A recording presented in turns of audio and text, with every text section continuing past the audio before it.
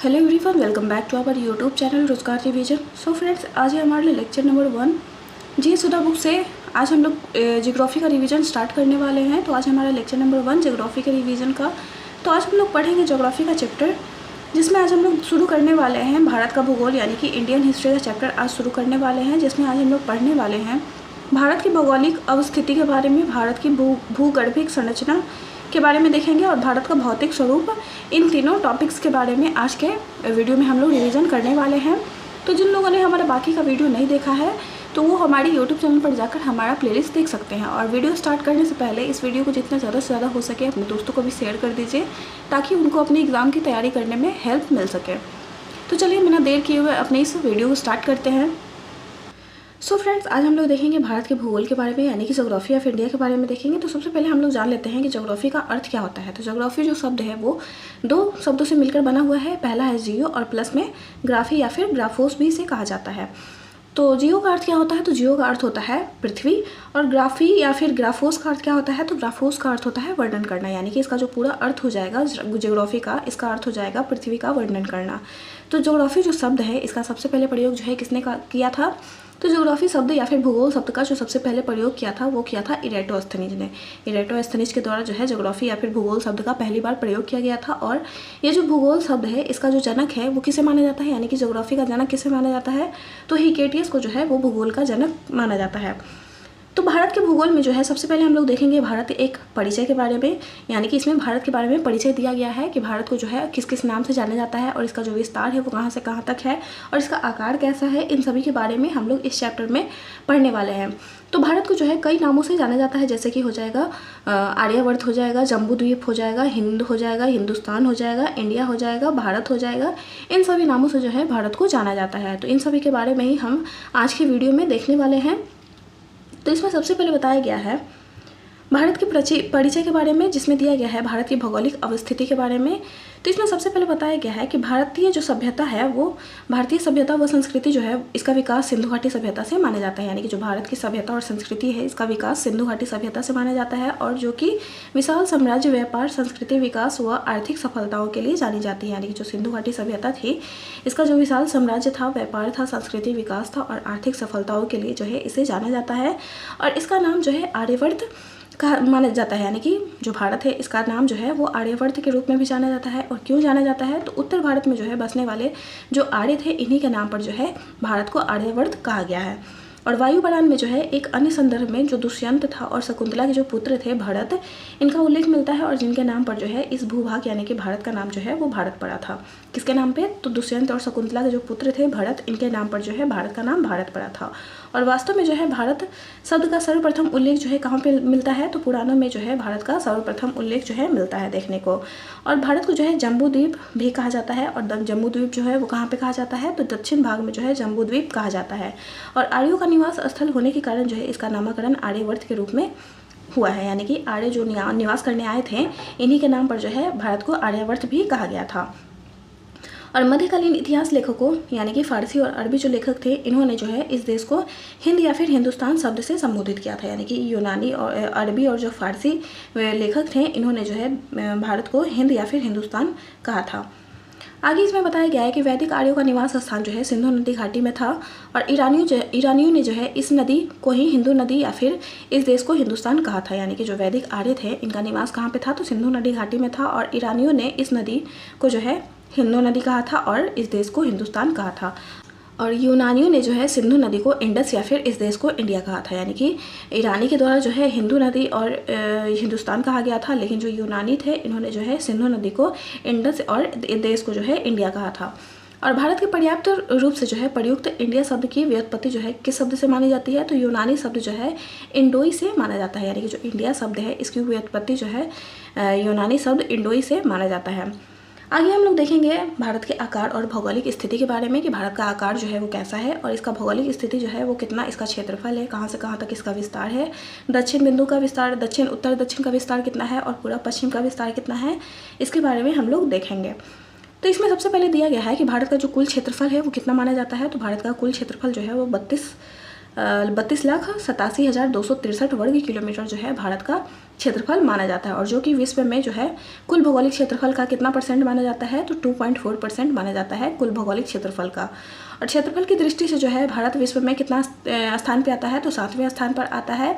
और पहले स्थान पर कौन आता है, तो रूस है, दूसरे स्थान पर कनाडा है, तीसरे स्थान पर संयुक्त राज्य अमेरिका है, चौथे पे चीन है, पाँचवें पे ब्राज़ील है और छठे पर ऑस्ट्रेलिया आता है। ऑस्ट्रेलिया के बाद जो है वो भारत का स्थान आता है 7वें नंबर पर, और ये जो है क्षेत्रफल की दृष्टि से 7वें स्थान पर आता है। और भारत की आकृति कैसी है, तो भारत की आकृति जो है वो चतुष्कोणीय माना जाता है, और इसका उत्तर दक्षिण तक का विस्तार जो है अधिकतम विस्तार कितना माना जाता है, तो 3214 जो है यानी कि 3214 किलोमीटर जो है उत्तर दक्षिण तक का विस्तार है। और पूर्व पश्चिम का विस्तार कितना माना जाता है, तो पूर्व पश्चिम का अधिकतम जो विस्तार है वो 2,0933 किलोमीटर माना जाता है।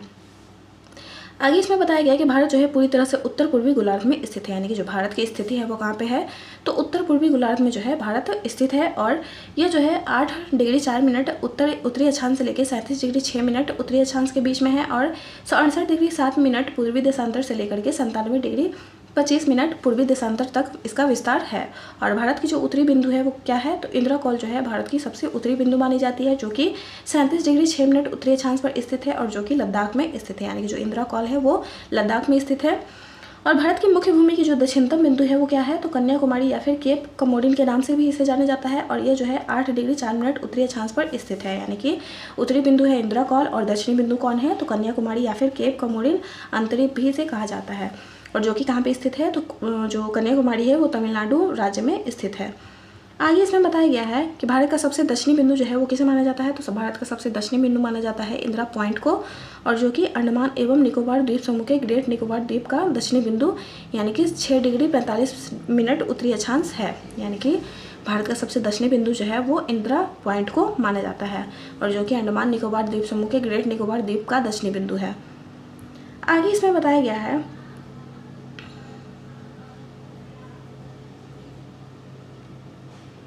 आगे यह जो है वर्ष 2004 में सुनामी लहरों के कारण जो है समुद्र में जलमग्न हो गया था, यानी कि अंडमान निकोबार जो है वो 2004 में सुनामी लहर के कारण समुद्र में विलीन हो गया था। और इस बिंदु को जो है पहले पिग्मेलियन पॉइंट या फिर पार्सन पॉइंट के नाम से जाना जाता है, यानी कि जो इंदिरा पॉइंट है इसको जो है पहले किस नाम से जाना जाता था, तो पिग्मेलियन पॉइंट या फिर पार्सन पॉइंट के नाम से जाना जाता था। और भूमध्य रेखा से इसकी दूरी कितनी है, तो 876 किलोमीटर जो है भूमध्य रेखा से इसकी दूरी मानी जाती है। आगे बताया गया है कर्क रेखा जो कि 23.5 डिग्री उत्तरी अक्षांश है, और देश को जो है लगभग कितने भागों में बांटता है, तो कर्क रेखा जो है वो देश को 2 बराबर भागों में बांटता है, जिसमें जो है पहला कौन सा है, तो दक्षिणी हिस्सा है जिसे उष्ण कटिबंध कहा जाता है, और उत्तरी हिस्सा आता है जो कि उपोष्ण कटिबंध कहलाता है, यानी कि दक्षिणी हिस्सा को उष्ण कटिबंध कहा जाता है और जो उत्तरी हिस्सा आता है उसको उपोष्ण कटिबंध कहा जाता है। और अतः जो है भारत का विस्तार जो है उष्ण एवं उपोष्ण दोनों कटिबंध में आता है, यानी कि जो भारत है इसका विस्तार उष्ण में भी आता है और उपोष्ण कटिबंध में भी आता है। और अधिक अक्षांशीय विस्तार का प्रभाव जो है दिन रात की अवधि पर भी पड़ता है। आगे दिया गया है केरल में जो है सबसे छोटे और सबसे बड़े दिन में जो है कितने मिनट का अंतराल होता है, तो 45 मिनट का जो है अंतर होता है केरल में सबसे छोटे और सबसे बड़े दिन में। और जबकि लद्दाख में जो है यह अंतर कितना होता है, तो 5 घंटे का अंतर होता है लद्दाख में। आगे बताया गया है कि मुख्य भूमि जो है अंडमान निकोबार द्वीप समूह और लक्षद्वीप द्वीप समूह जो है सहित भारत के तट रेखा की जो है कुल लंबाई कितनी होती है, तो 7,516 किलोमीटर जो है तट रेखा की कुल लंबाई है, और जो कि कहीं कहीं 7,516.6 किलोमीटर भी इसे कहा जाता है। आगे दिया गया है कि भारत की स्थलीय सीमा की लंबाई कितनी होती है, तो 15,106.7 किलोमीटर होता है, और कहीं कहीं जो है इसे 15,200 किलोमीटर भी कहा जाता है, यानी कि कुल तटरेखा की लंबाई होती है 7,516 और जो स्थलीय सीमा की लंबाई होती है वो टोटल कितनी है, तो 15,200 किलोमीटर ये माना जाता है। आगे बताया गया कि भारत की तट रेखा की पुनर्गणना के बारे में, तो इसमें दिया गया है कि भारत की तट रेखा की लंबाई जो है वर्ष 1970 में कितना था, तो 7,516 किलोमीटर था, लेकिन ये जो है 2023 से 24 के बीच में जो है बढ़कर कितना हो गया है, तो 11,098 किलोमीटर इसको कर दिया गया है। और ये जो है पिछले 53 वर्षों में कितना परसेंट बढ़ा हुआ है, तो 48% की इसमें जो है वृद्धि हुई है। और इस वृद्धि का कारण जो है राष्ट्रीय समुद्री सुरक्षा समन्वयक द्वारा जो है भारत के समुद्री क्षेत्र को मापने के लिए नई पद्धति का उपयोग किया जाना है।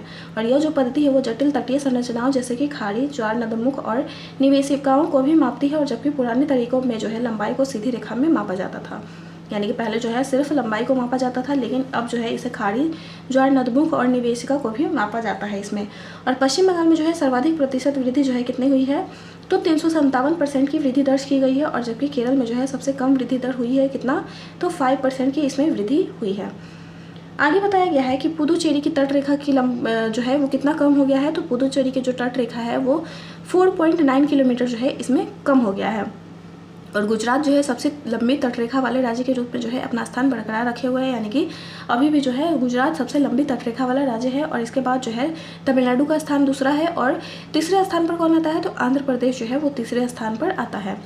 और भारतीय उपमहाद्वीप के अंतर्गत जो है वो भारत, बांग्लादेश, भूटान, नेपाल, मालदीव, श्रीलंका और पाकिस्तान सहित जो है कुल 7 देश आते हैं। यानी कि भारतीय जो उपमहाद्वीप है इसमें कौन कौन सा देश आता है, तो भारत है, बांग्लादेश है, भूटान है, नेपाल है, मालदीव है, श्रीलंका और पाकिस्तान, ये 7 देश जो है उपमहाद्वीप के अंतर्गत आता है। आगे दिया गया है,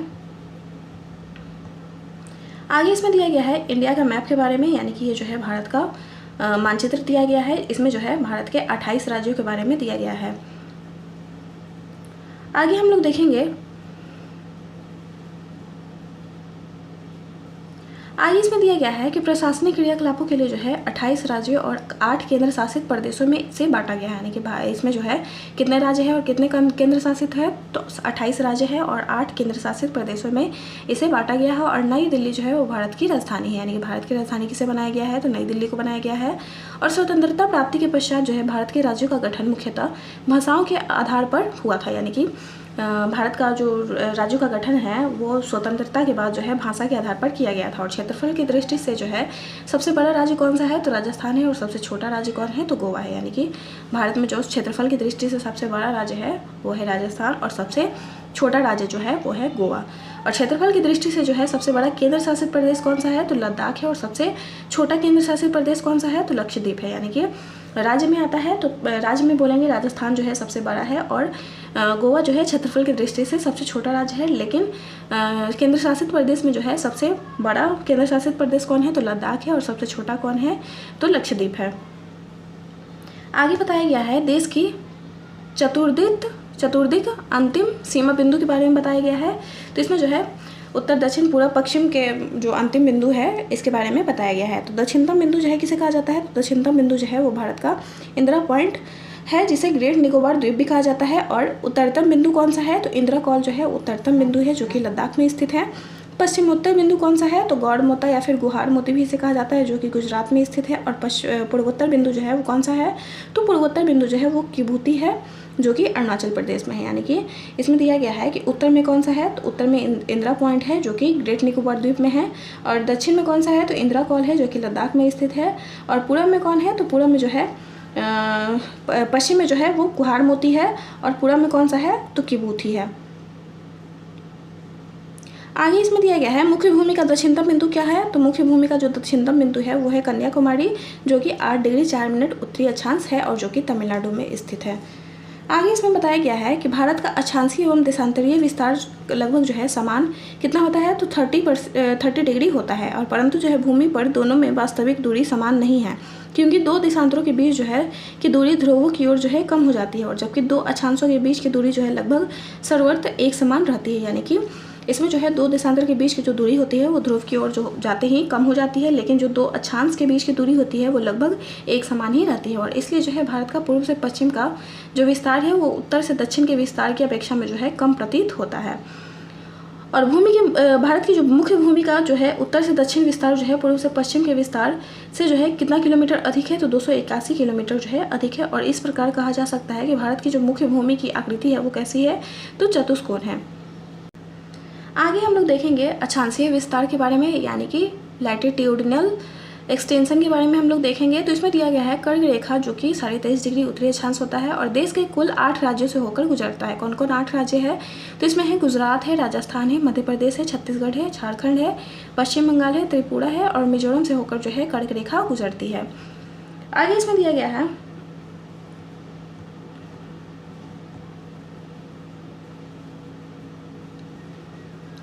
आगे बताया गया है कि मानक समय रेखा जो है वो कर्क रेखा आपस में एक दूसरे को छत्तीसगढ़ में काटती है। यानी कि जो मानक समय रेखा है और कर्क रेखा जो है वो आपस में एक दूसरे को कहाँ पे काटती है, तो छत्तीसगढ़ में काटती है। और 23.5 डिग्री उत्तरी एवं दक्षिणी अक्षांशों के मध्य जो है उष्णकटिबंधीय क्षेत्र का विस्तार है, यानी कि ट्रॉपिकल रीजन का विस्तार है। किसमें, तो 23.5 डिग्री उत्तर और दक्षिण अक्षांशों के बीच जो है वो मध्य उष्णकटिबंधीय क्षेत्र का विस्तार पाया जाता है।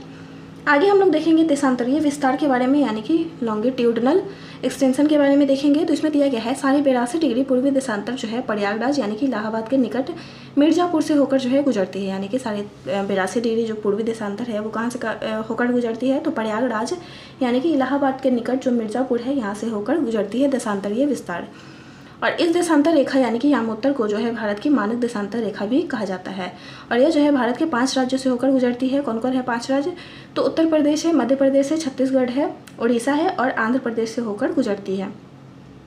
इसमें नोट दिया गया है कि मानक मध्याह्न रेखा जो है वो चुनते समय इस बात पर ध्यान रखा जाता है कि वह देश के जो बीचों बीच से गुजरती हो तथा 7.5 डिग्री का गुणक जो है हो, ताकि 7.5 डिग्री देशांतरीय दूरी पर स्थित स्थानों के बीच जो है 30 मिनट का समय अंतर हो, यानी कि 30 मिनट का इसमें अंतर हो। आगे इसमें दिया गया है पृथ्वी जो है 24 घंटे में 360 डिग्री घूम जाती है, यानी कि 360 डिग्री जो है पृथ्वी कितने घंटे में घूमती है, तो 24 घंटे में घूम जाती है। और 1 डिग्री देशांतरीय दूरी तय करने में जो है कितना समय लगेगा, तो 4 मिनट का समय लगेगा पृथ्वी को। और भारतीय मानक समय जो है वो 82.5 डिग्री पूर्वी देशांतर है, जो कि ग्रीनविच माध्य समय या फिर ग्रीनविच मीन टाइम या फिर 0 डिग्री देशांतर से जो है कितना मिनट आगे होता है, तो 5.5 घंटा जो है आगे होता है, यानी कि जो ग्रीनविच मीन टाइम है ये जो है भारतीय मानक समय से कितना घंटा आगे होता है, तो 5.5 घंटा आगे होता है। आगे बताया गया है कि भारतीय मानक समय के कारण ही भारत में जो है घड़ियाँ सभी जगह जो है एक ही समय बताती है, और जबकि पूर्वोत्तर राज्य जो है अरुणाचल प्रदेश में सूर्योदय गुजरात कक्ष की तुलना में जो है लगभग 2 घंटे पहले होता है, यानी कि अरुणाचल प्रदेश में जो है सूर्योदय 2 घंटा पहले होता है। और इस प्रकार जो है भारत का पश्चिमी बिंदु गौरमोता या फिर गुजरात और पूर्वी बिंदु जो है किबुथु यानी कि अरुणाचल प्रदेश के मध्य जो है 30 डिग्री देशांतर का अंतर होता है, यानी कि जो पश्चिमी बिंदु होता है गौरमोता या गुजरात और पूर्वी बिंदु जो है अरुणाचल प्रदेश, इसमें जो है कितने डिग्री का अंतर होता है, तो 30 डिग्री देशांतर का अंतर होता है। और अतः जो है इन दोनों स्थानों के बीच जो है वो 30 डिग्री इंटू में 4 मिनट यानी कि 120 मिनट यानी कि 2 घंटे का अंतर होता है। आगे बताया गया भारत के पड़ोसी देश के बारे में। तो भारत के जो पड़ोसी देश हैं वो कौन कौन हैं उसके बारे में यहाँ पे बताया गया है। तो भारत की स्थलीय सीमाएं जो है वो 7 देशों, उत्तर पश्चिम में जो है पाकिस्तान, अफगानिस्तान, उत्तर में चीन है, नेपाल और भूटान, और पूर्व में जो है म्यांमार और नागालैंड के साथ जो है लगी हुई है। यानी कि भारत की स्थलीय सीमा जो है कितने देशों से लगती है, तो 7 देशों से लगती है, जिसमें उत्तर पश्चिम में है कौन कौन, तो पाकिस्तान है, अफगानिस्तान जो है उत्तर पश्चिम में है, और उत्तर में कौन है, तो चीन है, नेपाल है और भूटान है, और पूर्व में कौन सा है, तो म्यांमार और नागालैंड के साथ जो है भारत लगा हुआ है। आगे इसमें बताया गया है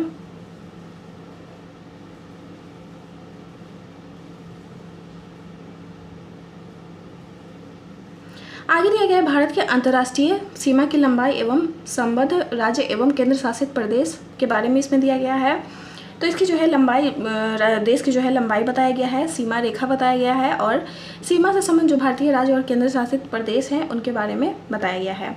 तो इसमें सबसे पहले बताया गया है बांग्लादेश के बारे में। तो बांग्लादेश की लंबाई जो है टोटल कितनी है, तो 4096.7 किलोमीटर जो है बांग्लादेश से लंबाई है, और इसके बीच जो है सीमा रेखा कितना है, तो भारत और बांग्लादेश के बीच में जो सीमा रेखा है वो है रेड क्लिफ। और इससे जो लगा देश है, राज्य है, वो कौन कौन है, तो 5 राज्य जो है वो बांग्लादेश से लगता है, जो कि है पश्चिम बंगाल है, मेघालय है, मिजोरम है, त्रिपुरा है और असम। ये 5 राज्य जो है वो बांग्लादेश से लगता है। और चीन और भारत के बीच की दूरी कितनी है, तो 3488 किलोमीटर जो है भारत और चीन के बीच की दूरी है। और भारत और चीन के बीच में जो है कौन सी रेखा है, तो मैकमोहन रेखा है भारत और चीन के बीच में। और इससे लगा जो चीन से लगा हुआ देश जो है राज्य वो कितना है, तो 5 है। चीन से लगा हुआ राज्य कौन कौन है, तो लद्दाख है, हिमाचल प्रदेश है, उत्तराखंड है, सिक्किम है और अरुणाचल प्रदेश। ये 5 राज्य जो है वो चीन से लगा हुआ है। और पाकिस्तान और भारत के बीच की दूरी कितनी है, तो 3323 किलोमीटर है।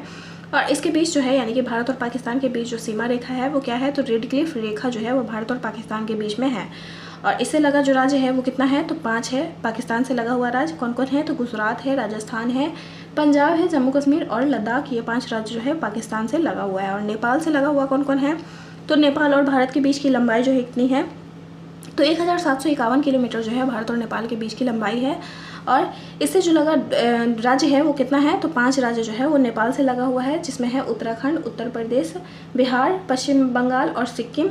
ये 5 राज्य जो है वो नेपाल से लगा हुआ है। उसके बाद दिया गया है म्यांमार के बारे में। तो म्यांमार की जो लंबाई है भारत और म्यांमार के बीच वो कितनी है, तो 1643 किलोमीटर है। और म्यांमार से लगा हुआ राज्य जो है भारतीय राज्य कितना है, तो 4 है, जिसमें है अरुणाचल प्रदेश, नागालैंड, मिजोरम और मणिपुर। आगे बताया गया है भूटान, और तो भारत और भूटान के बीच में जो लंबाई है वो कितनी है, तो 699 किलोमीटर जो है भारत और भूटान के बीच की लंबाई है। और भूटान से लगा हुआ भारतीय राज्य कितना है, तो 4 है, जिसमें है पश्चिम बंगाल है, सिक्किम है, असम है और अरुणाचल प्रदेश है।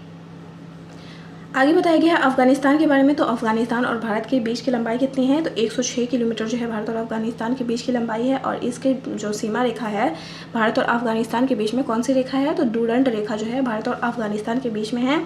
और इससे लगा जो है भारतीय राज्य जो है, यानी कि अफगानिस्तान से लगा भारतीय राज्य कौन सा है, तो केवल एक राज्य जो है वो अफगानिस्तान से लगता है, वो है लद्दाख।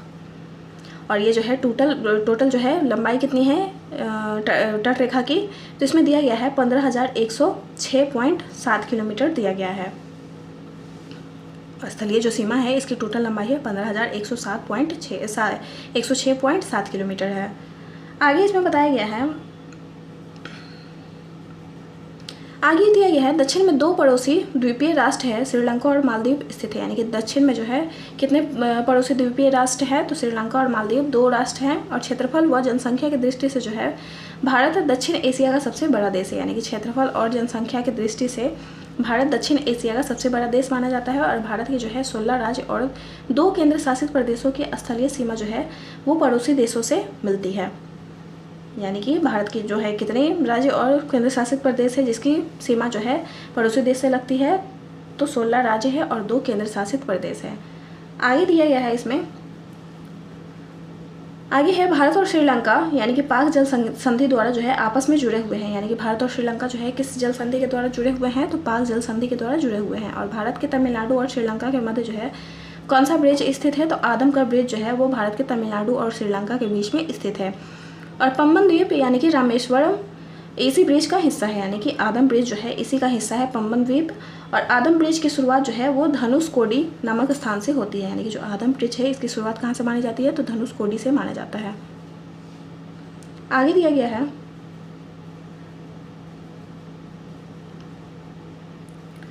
आगे यहाँ पे दिया गया है भारत का मानचित्र इसके बारे में, जिसमें बताया गया है, तो यहाँ पे बताया गया भारत की अंतर्राष्ट्रीय सीमा के बारे में। तो यहाँ पे जो है मैप के द्वारा भारत की अंतर्राष्ट्रीय सीमा के बारे में समझाया गया है, तो हम लोगों ने पीछे पढ़ लिया है। तो इसमें दिया गया है कि भारत का जो है उत्तरी अक्षांश का जो विस्तार है वो कहाँ से कहाँ तक है, तो भारत में उत्तरी अक्षांश का विस्तार जो है 8 डिग्री 4 मिनट से लेकर जो है उत्तरी अक्षांश से लेकर 37 डिग्री 6 मिनट उत्तरी अक्षांश तक है। और इसमें जो है उत्तरी बिंदु कौन सा है, तो इंदिरा कॉल जो है जो कि लद्दाख में स्थित है, ये जो है उत्तरी बिंदु है। और दक्षिणतम बिंदु कौन सा है भारत का, तो सबसे दक्षिणतम बिंदु है कन्याकुमारी, जो कि है जिसे केप कोमोरिन भी कहा जाता है। और ये जो है भारत के मुख्य भूमि का सबसे दक्षिणतम बिंदु माना जाता है।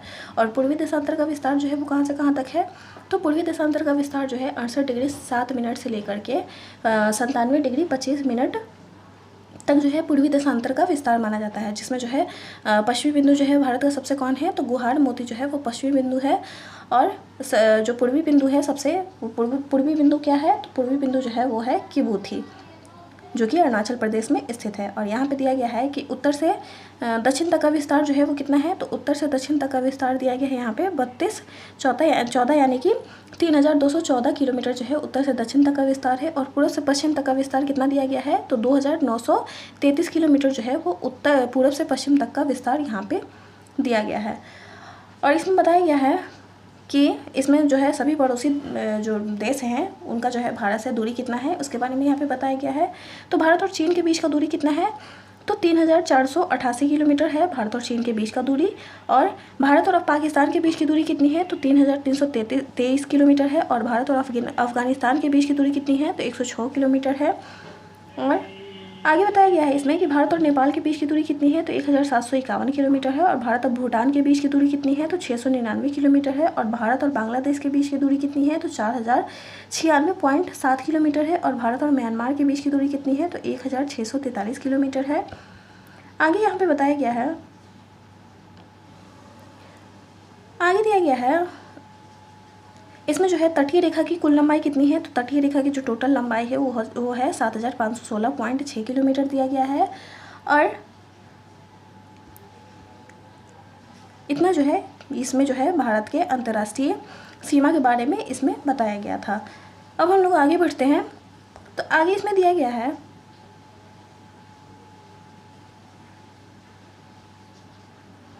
आगे दिया गया है कि उत्तर पूर्वी राज्यों जिसमें है अरुणाचल प्रदेश, असम, मेघालय, मणिपुर, मिजोरम, नागालैंड और त्रिपुरा को जो है 7 बहनों यानी कि 7 सिस्टर स्टेट की संज्ञा दी गई है। यानी कि 7 सिस्टर्स स्टेट में जो है कौन कौन आता है, तो अरुणाचल प्रदेश आता है, असम आता है, मेघालय होता है, मणिपुर, मिजोरम, नागालैंड, त्रिपुरा, ये सभी जो है 7 बहनों की संज्ञा इनको दी गई है। और इसमें दिया गया है पूर्वोत्तर भारत के 7 राज्य के बारे में। तो इसमें दिया गया है अरुणाचल प्रदेश है, असम है, नागालैंड है, मणिपुर है, मिजोरम है, त्रिपुरा है, मेघालय है और सिक्किम, ये सभी जो है वो 7 राज्य हैं। आगे हम लोग देखेंगे भारत के जल क्षेत्र के बारे में, यानी कि वाटर एरियाज ऑफ इंडिया के बारे में देखेंगे। तो इसमें दिया गया है कि भारत की जलीय सीमा को जो है अंतर्राष्ट्रीय व्यवस्था के अनुरूप जो है 3 भागों में वर्गीकृत किया गया है। यानी कि जो जलीय सीमा है इसको अंतर्राष्ट्रीय व्यवस्था के अनुरूप जो है कितने भागों में बांटा गया है, तो 3 भागों में बांटा गया है। तो इसमें जो 3 भाग है वो कौन कौन से हैं उसके बारे में यहाँ पे बताया गया है। तो इसमें दिया गया है, पहला दिया गया है प्रादेशिक जल सीमा यानी कि टेरिटोरियल सी के बारे में यहाँ पे बताया गया है। तो यह जो तट रेखा है, यह जो है तट रेखा से 12 नॉटिकल मील या फिर समुद्री मील तक का क्षेत्र है। यानी कि जो प्रादेशिक जल सीमा है ये जो है तट रेखा से 12 नॉटिकल मील या फिर समुद्री मील तक का क्षेत्र है। और भारत को जो है इस क्षेत्र में सभी प्रकार के संसाधनों के दोहन का पूर्ण अधिकार प्राप्त है। यानी कि जो प्रादेशिक जल सीमा है इसमें जो है इस क्षेत्र में जो है सभी प्रकार के संसाधनों के दोहन का पूर्ण अधिकार है भारत को। आगे दिया गया है दूसरा कौन सा है, तो संलग्न क्षेत्रफल है, यानी कि कॉन्टिजियस जोन दिया गया है इसमें। तो इसमें दिया गया है कि यह प्रादेशिक जल सीमा से लेकर जो है अर्थात 12 नॉटिकल मील से 24 नॉटिकल मील के मध्य स्थित है। यानी जो संलग्न जो क्षेत्रफल होता है ये जो है 12 नॉटिकल मील से लेकर 24 नॉटिकल मील के मध्य होता है। और अप्रवासी कानून, सीमा शुल्क, पर्यावरणीय स्वच्छता और राजकोषीय अधिकार से संबंधित आदि कानून जो है इस क्षेत्र में लागू होते हैं। तीसरा इसमें दिया गया है अनन्य आर्थिक क्षेत्र के बारे में, यानी कि एक्सक्लूसिव इकोनॉमिक जोन यानी कि EEZ के बारे में बताया गया है। तो इसमें जो है 24 से लेकर 200 नॉटिकल मील के मध्य जो है कुल 176 नॉटिकल मील की चौड़ाई में स्थित है। यानी कि जो अनन्य आर्थिक क्षेत्र होता है वो 24 से लेकर 200 नॉटिकल मील के मध्य जो है कुल 176 नॉटिकल मील की चौड़ाई में स्थित होता है। और इस क्षेत्र के अंतर्गत जो है भारत को जो है सागरीय जल शक्ति, सागरीय संसाधनों व जीवों का सर्वेक्षण, विदोहन, संरक्षण और अनुसंधान की शक्ति एवं खनिज संपदा के विदोहन का अधिकार प्राप्त होता है। आगे दिया गया है चौथा कौन सा है, तो उच्च सागर है, यानी कि हाई सी है। इसमें जो है 200 नॉटिकल मील के आगे का क्षेत्र जो है उच्च सागर कहलाता है। यानी कि 200 नॉटिकल मील से आगे का जो क्षेत्र होगा वो उच्च सागर कहलाएगा। आगे दिया गया है भारत की जलीय सीमाओं के बारे में, यानी कि इंडियाज़ टेरिटोरियल वाटर्स के बारे में दिया गया है। तो इसमें सबसे पहले बताया गया है भारत और श्रीलंका के बीच में। तो भारत और श्रीलंका के बीच में जो है जलीय सीमा के बारे में इसमें बताया गया है। तो इसमें है पाक की खाड़ी है, पम्बन द्वीप है जो कि रामेश्वरम में है, और आदम्स ब्रिज है जो कि आदम का पुल कहलाता है, और मन्नार की खाड़ी, ये जो है भारत और श्रीलंका के बीच में जो है भारत और श्रीलंका के बीच में जो है जलीय सीमाएं हैं। आगे इसमें दिया गया है भारत और म्यांमार के बारे में। तो भारत और म्यांमार के बारे में बताया गया है कि अंडमान और निकोबार द्वीप समूह में जो है म्यांमार के कोको द्वीप समूह एवं भारत के उत्तरी अंडमान द्वीप के मध्य जो है कोको चैनल जलीय सीमा बनाता है। यानी कि भारत और म्यांमार के बीच में जो है कौन सा जलीय सीमा है, तो कोको चैनल है, और जो कि अंडमान और निकोबार द्वीप समूह में म्यांमार के कोको द्वीप समूह एवं भारत के उत्तरी अंडमान द्वीप के मध्य स्थित है। आगे दिया गया भारत और मालदीव के बीच में। तो भारत के लक्षद्वीप द्वीप समूह का जो है मिनिकॉय द्वीप एवं मालदीव के बीच जो है 8 डिग्री चैनल जलीय सीमा बनाता है। यानी कि भारत और मालदीव जो है वो कौन कौन सा बनाता है, तो भारत के लक्षद्वीप द्वीप समूह का मिनिकॉय द्वीप एवं मालदीव के मध्य जो है 8 डिग्री चैनल जलीय सीमा बनाता है। आगे बताया गया है कि भारत और इंडोनेशिया के बीच में। तो भारत और इंडोनेशिया के बीच में बताया गया है कि भारत के ग्रेट निकोबार और इंडोनेशिया के सुमात्रा द्वीप के मध्य जो है स्थित ग्रेट या फिर महान चैनल, इनके मध्य जो है जलीय सीमा बनते हैं। आगे इसमें दिया गया है प्रमुख चैनल या जल संधि या जल डमरू मध्य के बारे में और विभाजित क्षेत्र के बारे में यहाँ पे बताया गया है। तो 8 डिग्री चैनल जो है किनके बीच में है, तो मालदीव और मिनिकॉय के बीच जो है 8 डिग्री चैनल स्थित है, और 9 डिग्री चैनल जो है किनके बीच में है, तो मिनिकॉय और लक्षद्वीप के बीच में 9 डिग्री चैनल है। 6 डिग्री चैनल किनके बीच में है, तो ग्रेट निकोबार और सुमात्रा यानी कि इंडोनेशिया में जो है 6 डिग्री चैनल है, और 10 डिग्री चैनल जो है किनके बीच में है, तो अंडमान यानी कि लघु अंडमान और निकोबार यानी कि कार निकोबार के बीच में जो है 10 डिग्री चैनल स्थित है। और पाक जल संधि जो है किनके बीच में, तो है भारत और श्रीलंका यानी कि तमिलनाडु और जाफना प्रायद्वीप के बीच में पाक जल संधि है। और कोको जल संधि जो है किनके बीच में, तो है अंडमान कोको द्वीप, म्यांमार में जो है कोको जल संधि है। आगे बताया गया है भारत से संबंधित अन्य प्रमुख तथ्य के बारे में। तो इसमें दिया गया है प्रादेशिक जल सीमा जो है वो 12 समुद्री मील तक है और संलग्न क्षेत्र मंडल जो है कितना तक है, तो 24 समुद्री मील तक जो है संलग्न क्षेत्र मंडल है। यानी कि प्रादेशिक जल सीमा होता है 12 समुद्री मील तक और संलग्न क्षेत्र मंडल जो होता है वो 24 समुद्री मील तक होता है। और अनन्य क्षेत्र मंडल जो होता है वो कहाँ तक होता है, तो 200 समुद्री मील तक जो है वो अनन्य क्षेत्र मंडल होता है। और भारत का औसत समुद्र तल का मापन जो है वो कहाँ से है, तो चेन्नई से जो है भारत का औसत समुद्र तल का मापन होता है। और जनसंख्या के आधार पर जो है विश्व में स्थान जो है कितना है भारत का, तो दूसरा स्थान है जनसंख्या के आधार पर। और क्षेत्रफल के दृष्टि से जो है भारत का कितना स्थान है, तो 7वां स्थान है। तो इसमें जो है पहला स्थान पे आता है कौन, तो चीन है, दूसरा पे भारत है, संयुक्त राष्ट्र अमेरिका है, तीसरा पे इंडोनेशिया है, चौथा पे, पाँचवा पे है पाकिस्तान और छठा पे है ब्राज़ील। और क्षेत्रफल के आधार पर जो है विश्व में 7वां स्थान है भारत का। और जिसमें जो है पहला पे कौन है, तो रूस है, दूसरा है कनाडा, तीसरा है संयुक्त राज्य अमेरिका, चौथा है चीन, पाँचवा है ब्राज़ील और छठा है ऑस्ट्रेलिया और 7वें पे जो है हमारा भारत आता है। और विश्व के कुल क्षेत्रफल का जो है कितना परसेंट जो है क्षेत्रफल भारत का, तो 2.4% जो है वो भारत का क्षेत्रफल है पूरे विश्व का। पूरे विश्व के क्षेत्रफल का 2.4% जो है वो भारत का क्षेत्रफल है। पड़ोसी देशों की संख्या कितनी है भारत में, तो पड़ोसी देशों की संख्या है 7। और विश्व जनसंख्या का प्रतिशत जो है कितना है, तो विश्व जनसंख्या का प्रतिशत जो है इसमें है 17.5% जो है वो भारत में है। और पूर्वी एवं पश्चिमी छोर के बीच जो है समय अंतराल कितना होता है, तो 2 घंटे का जो है समय अंतराल होता है पूर्वी और पश्चिमी छोर के बीच में। और भारत का सबसे विशाल जिला जो है वो कौन है, तो कच्छ है, जो कि भौगोलिक दृष्टि से जो है माना जाता है। यानी कि भौगोलिक दृष्टि से जो है सबसे बड़ा जिला कौन सा माना जाता है, तो कच्छ को माना जाता है। और समय रेखा यानी कि IST पर स्थित 5 राज्य जो है उत्तर प्रदेश, मध्य प्रदेश, छत्तीसगढ़, ओडिशा और आंध्र प्रदेश है। यानी कि समय रेखा पर स्थित जो 5 राज्य है वो कौन कौन है, तो उत्तर प्रदेश है, मध्य प्रदेश है, छत्तीसगढ़ है और उड़ीसा और आंध्र प्रदेश है।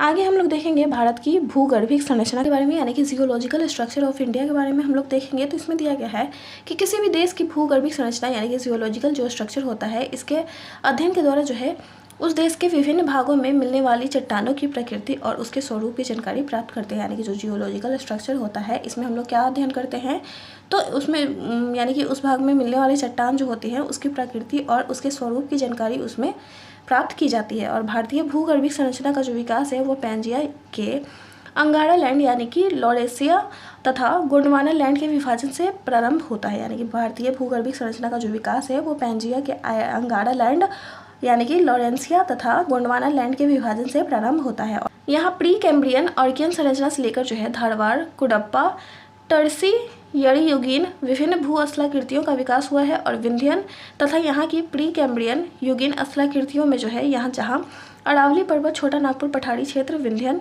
श्रेणी आदि प्रमुख है। और वही जो है टर्सी युगीन हिमालय पर्वत का विकास जो है भारत के उत्तरी सीमांत क्षेत्र में विभिन्न उप कालखंडों में हुआ है। आगे इसमें दिया गया है, आगे बताया गया है पैंजिया का विभाजन तथा विभिन्न स्थल खंडों का निर्माण के बारे में इसमें दिया गया है। तो इसमें दिया गया है पहला अंगारा लैंड के बारे में यानी कि लॉरेंसिया के बारे में दिया गया है। तो ये जो है यूरोप, एशिया, उत्तरी अमेरिका और ग्रीनलैंड में पाया जाता है। और दूसरा दिया गया है गोंडवाना लैंड के बारे में। तो ये जो है प्रायद्वीपीय भारत, अफ्रीका, ऑस्ट्रेलिया और दक्षिण अमेरिका में होता है। अब हम लोग देखेंगे चट्टान यानी कि रॉक्स के बारे में। तो रॉक्स के बारे में इसमें दिया गया है कि पृथ्वी की सतह का जो कठोर भाग होता है उसको क्या कहते हैं, तो चट्टान कहा जाता है। यानी कि पृथ्वी की सतह में जो कठोर भाग होते हैं उनको चट्टान कहा जाता है। और उत्पत्ति के आधार पर जो है चट्टान कितने प्रकार के होते हैं, तो 3 प्रकार के होते हैं चट्टान, जिसमें 3 प्रकार कौन कौन है। तो इसमें जो है पहला है आग्नेय चट्टान यानी कि इग्नेस रॉक है, दूसरा है अवसादी चट्टान यानी कि सेडिमेंट्री रॉक्स है, और तीसरा कौन सा है, तो तीसरा है कायांतरित या फिर रूपांतरित चट्टान यानी कि मेटामॉर्फिक रॉक्स। ये जो है तीनों चट्टान के प्रकार है। तो इसमें सबसे पहले हम लोग पढ़ेंगे आग्नेय चट्टान यानी कि इग्नेस रॉक्स के बारे में पढ़ेंगे। तो इसमें दिया गया है कि इसका निर्माण जो है कैसे होता है, तो ये जो है मैग्मा और लावा के जमने से बनता है। यानी कि जो ज्वालामुखी से जो मैग्मा और लावा निकलता है उसके जमने से जो है आग्नेय चट्टान का निर्माण होता है।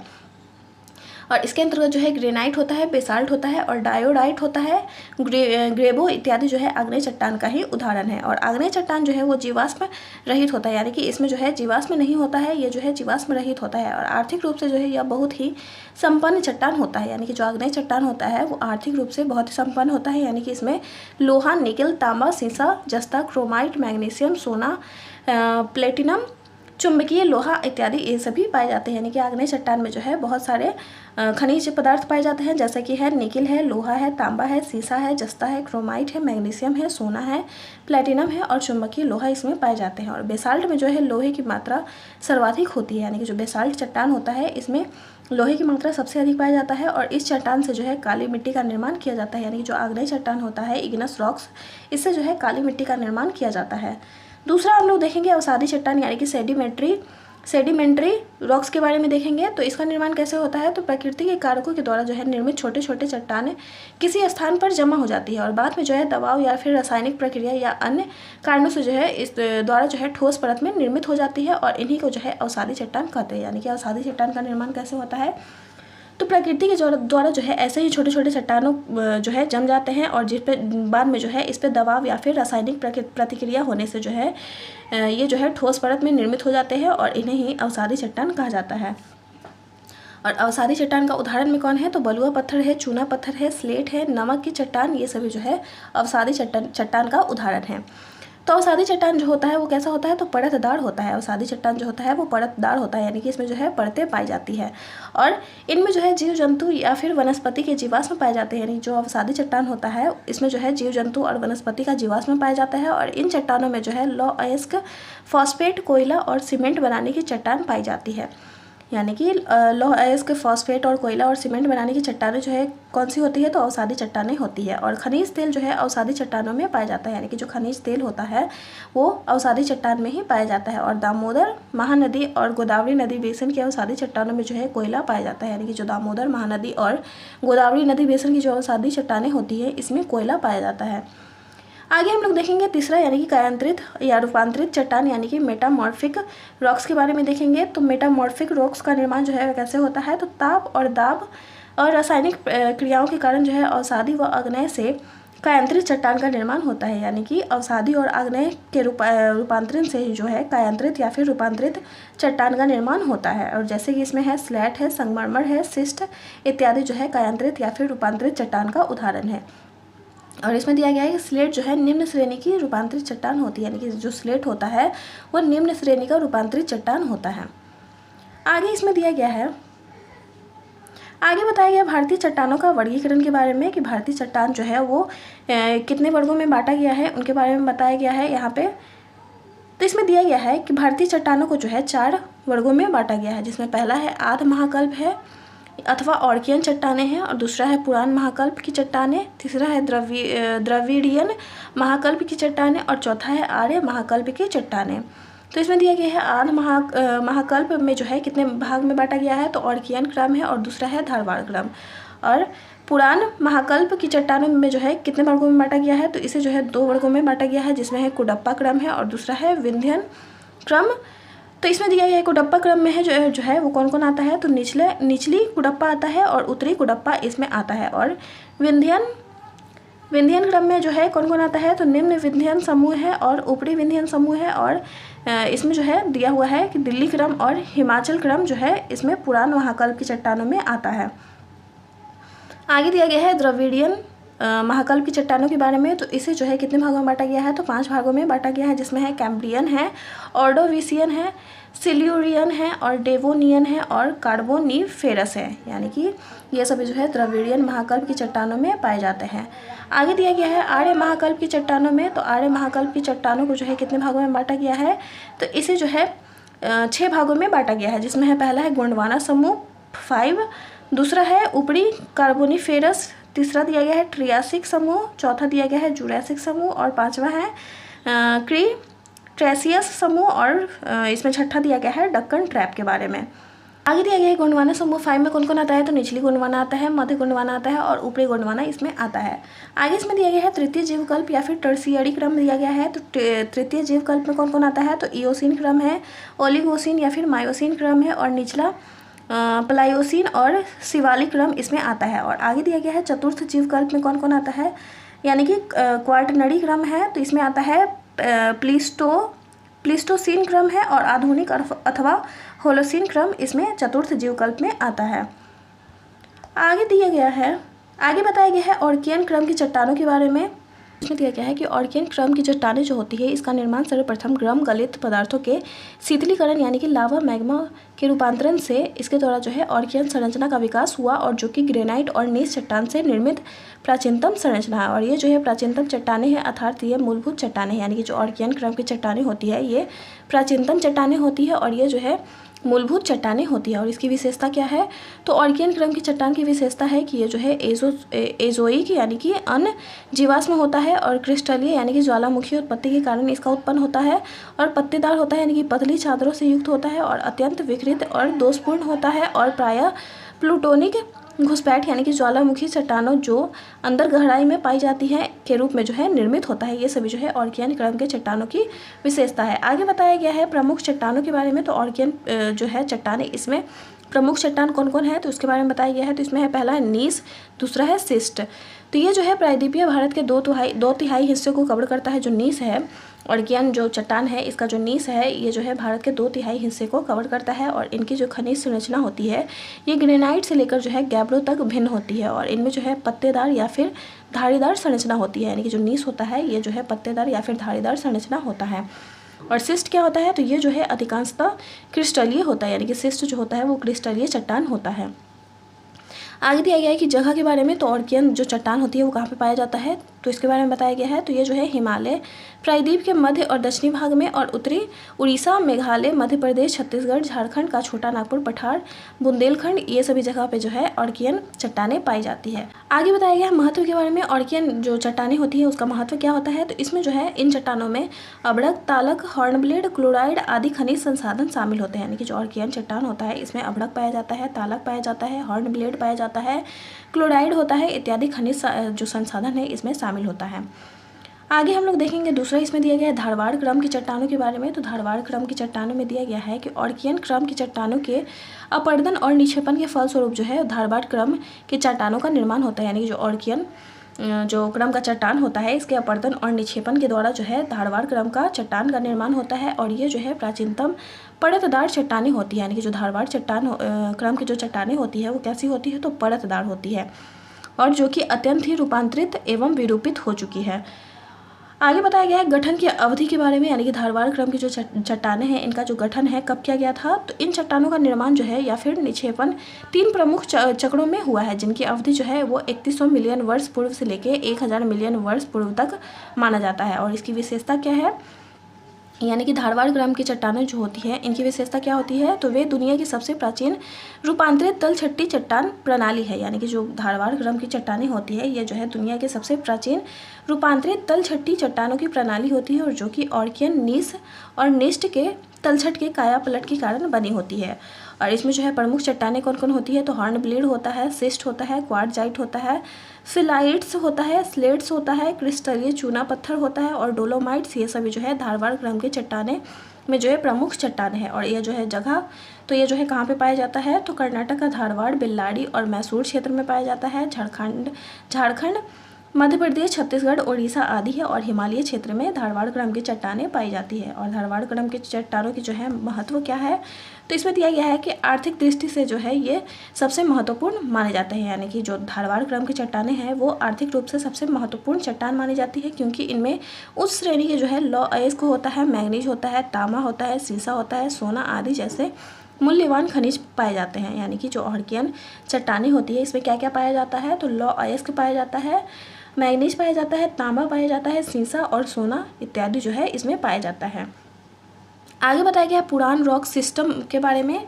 इसका निर्माण काल के बारे में बताया गया है कि पुरान रॉक सिस्टम का जो निर्माण है वो कब हुआ था, तो इन चट्टानों का निर्माण जो है वो प्रोटेरोजोइक काल यानी कि 1400 से लेकर 600 मिलियन वर्ष पूर्व में हुआ था। यानी कि जो पुरान रॉक सिस्टम है इनका निर्माण जो है कब हुआ था, तो प्रोटेरोजोइक काल जो था जिसका समय था 1400 से लेकर 600 मिलियन वर्ष पूर्व, इसमें जो है पुरान रॉक सिस्टम का निर्माण हुआ था। और लेकिन जो है भारतीय संदर्भ में प्रोटेरोजोइक के स्थान पर जो है पुरान शब्द का प्रयोग किया गया है, और इसलिए जो है इन्हें पुरान चट्टान प्रणाली का नाम दिया गया है।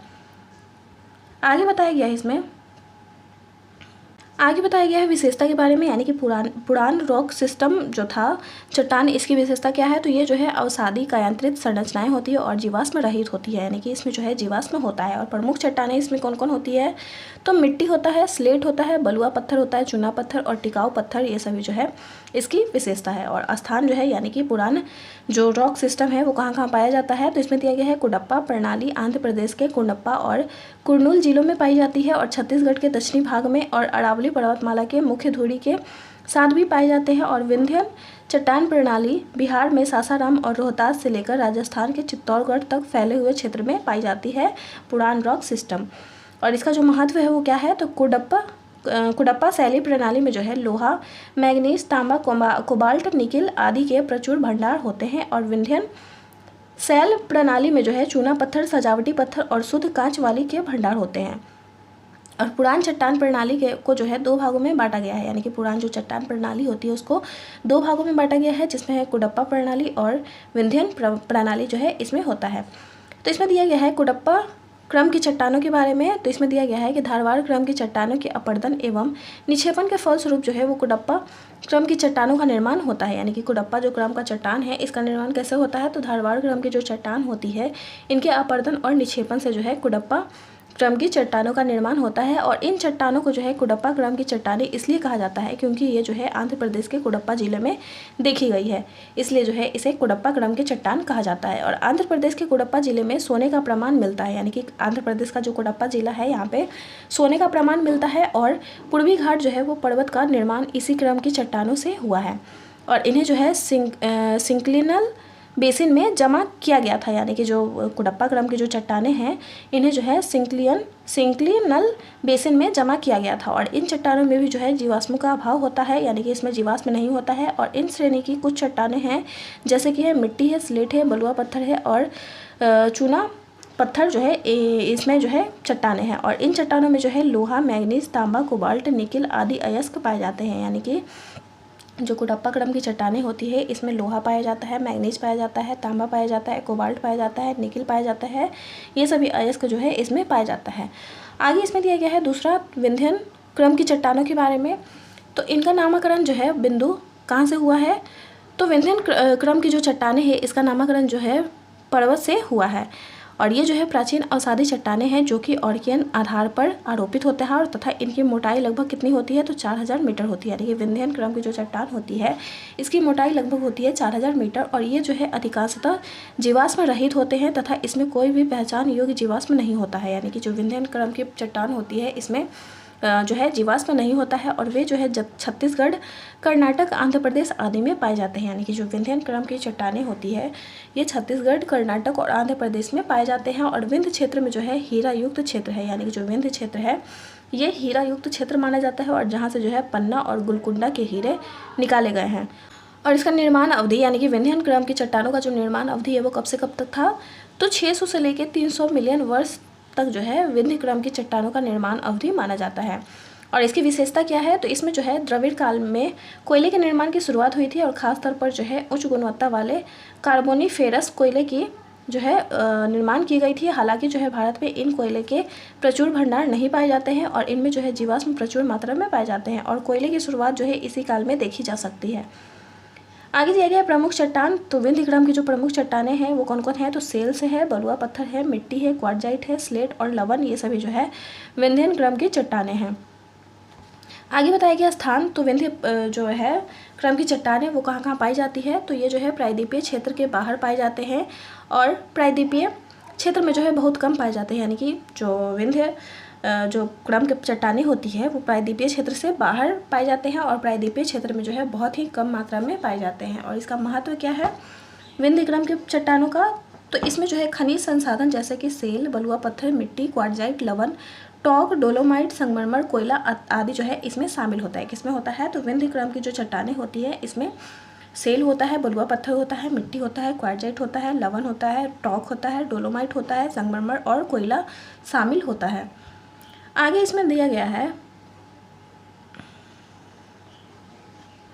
आगे बताया गया है पैलियोजोइक के बारे में, यानी कि गोंडवाना क्रम की चट्टानों के बारे में। तो इसमें दिया गया है गोंडवाना क्रम की चट्टानों का निर्माण जो है ऊपरी कार्बोनिफेरस से जुरासिक युग के मध्य में हुआ था। यानी कि गोंडवाना क्रम का जो चट्टान था इसका निर्माण ऊपरी कार्बोनिफेरस से जुरासिक युग के मध्य में यानी कि बीच में हुआ था। और इन चट्टानों में जो है जीवों के अवशेष प्राप्त होते हैं। और इनका विस्तार जो है वो कहाँ से कहाँ तक है, तो दामोदर घाटी, महानदी घाटी, राजमहल, सतपुड़ा, महादेव पहाड़ी, गोडाव प्रदेश में तथा कश्मीर, दार्जिलिंग, सिक्किम और असम में पाया जाता है। यानी कि जो गोंडवाना क्रम की जो चट्टान है वो कहाँ कहाँ पाया जाता है, तो दामोदर घाटी, महानदी घाटी, राजमहल, सतपुड़ा, महादेव पहाड़ी, गोडावा प्रदेश में तथा कश्मीर, दार्जिलिंग, सिक्किम और असम में पाए जाते हैं। और इन चट्टानों का निर्माण जो है घाटियों में नदियों द्वारा एकत्र होने वाले पदार्थों से हुआ था। यानी कि जो गोंडवाना क्रम की चट्टानें हैं इनका निर्माण कैसे हुआ था तो घाटियों में नदियों के द्वारा एकत्र होने वाले जो पदार्थ होते थे इनसे इनका निर्माण हुआ है। और भारत का 98% कोयला जो है इन्हीं चट्टानों से प्राप्त होता है। और इसके अतिरिक्त जो है इसमें जो है बालुआ पत्थर, चीका मिट्टी और लिग्नाइट भी शामिल होता है। आगे दिया गया है मेसोजोइक के बारे में। तो मेसोजोइक में जो है दिया हुआ है दक्कन ट्रैप के बारे में। तो इसमें दिया गया है कि मेसोजोइक कल्प के क्रिटेशियस युग में शांत दरारी प्रकार की ज्वालामुखी प्रक्रिया के द्वारा जो है बेसाल्ट चट्टानों से निर्मित संरचना के रूप में डक्कन ट्रैप क्षेत्र का निर्माण हुआ है। यानी कि डक्कन ट्रैप का निर्माण जो है वो कैसे हुआ है, तो मेसोजोइक कल्प के जो क्रिटेशियस युग में जो है शांत दरारी प्रकार की ज्वालामुखी प्रक्रिया के द्वारा जो बेसाल्ट चट्टान से निर्मित जो संरचना होती थी इसके रूप में जो है डक्कन ट्रैप क्षेत्र का निर्माण हुआ है। और इस ट्रैप जो है इसे जो है ट्रैप कहने का कारण यह है कि लावा के प्रवाह के फलस्वरूप जो है सीढ़ीनुमा स्थलाकृति का विकास हुआ है। यानी कि जिसके कारण इसे ट्रैप यानी कि डक्कन ट्रैप कहा गया। और भारत में जो है इस संरचना का विकास मुख्यतः महाराष्ट्र और मालवा क्षेत्र में हुआ है। और इसके अतिरिक्त जो है इस संरचना का विकास गुजरात के काठियावाड़, प्रायद्वीप, कर्नाटक के बेंगलुरु, मैसूर, पठार, तमिलनाडु के कोयम्बटूर, मदुरई में जो है इसका विकास हुआ है। और पठार आंध्र प्रदेश एवं तेलंगाना के पठार और छोटा नागपुर के राजमहल पर्वतीय क्षेत्र में भी शामिल है। और यहाँ पर जो है बेसाल्ट चट्टानों के अपरदन और अपक्षयन से काली मृदा या फिर रेगुड़ का जो है सर्वाधिक विकास हुआ है। और दक्कन ट्रैप जो है वो भारत के खनिज संसाधनों से संपन्न क्षेत्रों में से एक है। यानी कि जो दक्कन ट्रैप है यहाँ पे जो है खनिज संसाधनों का प्रचुर मात्रा पाया जाता है। यानी कि यह जो है खनिज संसाधन से संपन्न क्षेत्र माना जाता है। आगे बताया गया है सेनोजोइक के बारे में। तो सेनोजोइक का अर्थ क्या होता है, तो सेनोजोइक का अर्थ होता है नवीन जीवन, यानी कि नया जीवन इसका अर्थ होता है। और इस काल के जो है 2 उपकाल है। यानी कि सेनोजोइक काल का जो है कितना उपकाल है, तो 2 है, जिसमें दिया गया है पहला तृतीयक और चतुर्थ दिया गया है। तो इसमें चतुर्थ में क्या है, तो चतुर्थ में दिया गया है प्लीस्टोसीन जो कि हिमयुग के पहले का काल होता है और दूसरा है हिमयुग के बाद का काल। और हिमयुग के पहले में जो होता है वो होता है हिमालय पर्वत की उत्पत्ति होती है इसमें। और हिमयुग के बाद का काल में होता है कि भारत के उत्तरी मैदान एवं तटीय मैदान का निर्माण इसमें होता है। तो इसमें बताया गया है कि सेनोजोइक महाकल्प के टर्शियरी युग में जो है भारतीय और यूरेशियन प्लेट की टक्कर से उत्पन्न संपीड़न बल के द्वारा जो है वलन की प्रक्रिया से हिमालय पर्वत का निर्माण हुआ है। यानी कि हिमालय पर्वत का निर्माण कैसे हुआ है, तो सेनोजोइक महाकल्प के जो टर्शियरी युग जो था इसमें भारतीय और यूरेशियन प्लेट की टक्कर हुई थी और इससे उत्पन्न जो है संपीड़न बल के द्वारा जो है वलन की प्रक्रिया से हिमालय पर्वत का निर्माण हुआ था। आगे दिया गया इस प्रक्रिया में जो है सबसे पहले प्लायोसीन और इयोसीन काल के मध्य में जो है तेथिस सागर का संकुचन हुआ था और जिससे जो है अंततः ITSZ यानी कि इंडस तसांगपो सच्चर जोन का निर्माण हुआ था। और ओलीगोसीन काल में जो है वलन की प्रक्रिया से जो है वृहद हिमालय की उत्पत्ति हुई थी। और जबकि ओलीगोसीन के अंत में जो है MCT यानी कि मेन सेंट्रल थ्रस्ट संरचना का विकास हुआ था। और मायोसीन काल में जो है लघु या फिर मध्य हिमालय की उत्पत्ति हुई थी, जबकि इसके अंत में MBF यानी कि मेन बाउंड्री फॉल्ट का विकास हुआ था। यानी कि जो पहला था जो इसमें पहले जो है पायोसीन या फिर इयोसीन काल के मध्य जो है तेथिस सागर का संकुचन हुआ था, जिसके बाद जो है वो इंडस तसांगपो सच्चर जोन का निर्माण हुआ था। और दूसरा जो है ओलिगोसीन काल में वलन की प्रक्रिया से जो है वृहद हिमालय की उत्पत्ति हुई थी। और जबकि ओलिगोसीन के जो अंत में है मेन सेंट्रल थ्रस्ट का विकास हुआ था। और तीसरे में जो है मायोसीन काल में लघु और मध्य हिमालय की उत्पत्ति हुई थी और इसके अंत में MBF यानी कि मेन बाउंड्री फोल्ड का विकास हुआ था। आगे इसमें दिया गया है आगे दिया गया है प्लायोसीन के समय जो है शिवालिक हिमालय की उत्पत्ति हुई और जो कि हिमालय की नवीनतम पर्वत श्रृंखलाओं में से एक है, यानी कि प्लायोसीन के समय जो है शिवालिक हिमालय की उत्पत्ति हुई थी और जो कि सबसे नवीनतम पर्वत श्रृंखलाओं में से एक है। और प्लायोसीन के अंत तक जो है HFF यानी कि हिमालयन फ्रंटल फॉल्ट संरचना का विकास हुआ था और यह जो है एक ऐसी संरचना है जहाँ से भारतीय प्लेट का जो है यूरेशियन प्लेट के नीचे जो है छेपन हो रहा है। आगे बताया गया है महत्वपूर्ण तथ्य के बारे में, यानी कि महत्वपूर्ण बिंदु के बारे में बताया गया है। तो इसमें दिया गया है कि भारत में पेट्रोलियम पदार्थ पाए जाते हैं। कहाँ पे पाए जाते हैं? तो टर्शियरी क्रम के अवसादी चट्टानों में जो है भारत के में पेट्रोलियम पदार्थ पाए जाते हैं। और गोंडवाना क्रम की चट्टानें प्रसिद्ध है किस लिए? तो कोयले के लिए जो है गोंडवाना क्रम की चट्टानें प्रसिद्ध है। और धारवाड़ क्रम की चट्टानें प्रसिद्ध है किस लिए? तो धात्विक खनिजों के लिए जो है धारवाड़ क्रम की चट्टानें प्रसिद्ध है। और डक्कन ट्रैप का निर्माण जो है हुआ है किससे? तो क्रीटेशियस काल में हुआ था, यानी कि दक्कन ट्रैप का निर्माण जो है किस काल में हुआ था? तो क्रीटेशियस काल में हुआ था। और पृथ्वी पर जो है सबसे व्यापक हिमयुग प्लीस्टोसीन काल में जो है गुंज, मिंडेल और रिस और वुर्म है। और अंगारा लैंड तथा गोंडवाना लैंड के मध्य जो है अवस्थित भू सन्नति जो है वो कौन सा है? तो टेथिस सागर है। और विंध्यन क्रम की चट्टानों का निर्माण जो है हुआ है किससे हुआ है? तो जल निक्षेपों के द्वारा जो है विंध्यन क्रम की चट्टानों का निर्माण हुआ है। और करेवा सरोवरी निक्षेप हैं जिसमें बादाम, अखरोट और जाफरान की खेती की जाती है, यानी कि करेवा सरोवरी निक्षेप में जो है बादाम, अखरोट और जाफरान की खेती की जाती है। और छोटा नागपुर के पठार को जो है भारत का रोड प्रदेश कहा जाता है, यानी कि जो भारत का छोटा नागपुर का पठार है इसे भारत का रोड प्रदेश कहा जाता है। आगे हम लोग देखेंगे भारत के भौतिक स्वरूप के बारे में। तो भारत के भौतिक स्वरूप में हम लोग देखेंगे विभिन्न प्रकार के भू आकृतियों के बारे में, जैसे कि हम लोग देखेंगे इसमें पर्वत के बारे में देखेंगे, मैदान, मरुस्थल, पठार और द्वीप समूह के बारे में इसमें हम लोग देखेंगे भौतिक स्वरूप में। तो इसमें दिया गया है कि भारत जो है विभिन्न स्थलाकृतियों वाला एक विशाल देश है। भारत जो है वो विभिन्न स्थलाकृति वाला विशाल देश है जहाँ पे विभिन्न प्रकार की जो है भू आकृतियाँ पाई जाती है, जैसे कि है इसमें पर्वत है, मैदान है, मरुस्थल है, पठार है और द्वीप समूह है। तो इसमें हम लोग इन्हीं के बारे में पढ़ेंगे। तो इसमें दिया गया है, तो इसमें बताया गया है कि देश के लगभग 10.7% क्षेत्र पर जो है पर्वत है, 18.6% क्षेत्र पर जो है पहाड़ियाँ हैं और 27.7% पर जो है पठार है और 43% क्षेत्रफल पर मैदानी भागों का विस्तार है। यानी कि देश में जो लगभग है क्षेत्रफल उसका जो है 10.7% क्षेत्र पर जो है पर्वत पाया जाता है, 18.6% पर पहाड़ियाँ पाई जाती है जिसमें है 27.7% पर पठार है और 43% पर है क्षेत्रफल पर जो है मैदानी भाग का विस्तार पाया जाता है।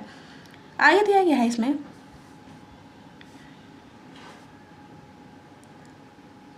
आगे बताया गया है भारत की भू आकृतिक उप इकाइयाँ के बारे में।